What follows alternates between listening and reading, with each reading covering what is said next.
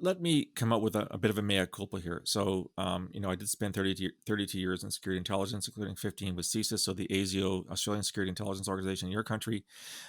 Those of us that worked in that environment weren't all that keen to support a government move to bring people home for the simple reason that while they were there, they weren't really your concern. When they're brought home, they have to be monitored for at least a period of time to determine if they do pose a threat, which Yeah. means resources, which means investigative tools, et cetera, et cetera. In your honest opinion, and I don't know if you've worked alongside of ASIO at all in your career, do you think those of us that worked in security intelligence are complicating matters by expressing our concern about returnees? I know David Mallet wrote a book. I've written a book on foreign fighters. Thomas Hagehammer's written about foreign fighters' level of risk. I've read recently that the threat of reoffense, i.e., carrying out a terrorist attack, is somewhere below 1%. Some say it's 10%. As somebody that worked in the business, anything above zero was unacceptable. Is that making things worse?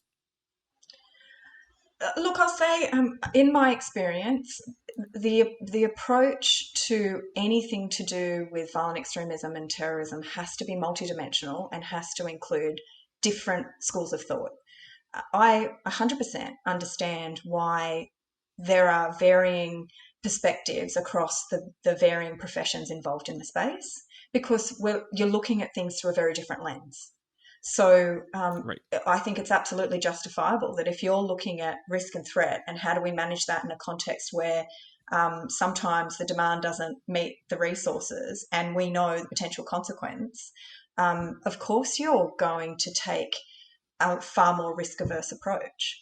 Others in the space who aren't looking at it from through the same lens look at things a little bit differently in terms of opportunity for behaviour change, in terms of the broader Mm-hmm. narrative, the broader social justice context around it. So I think all of those things um, have a place in the discussion and the debate. And I see value in everyone's perspective around it.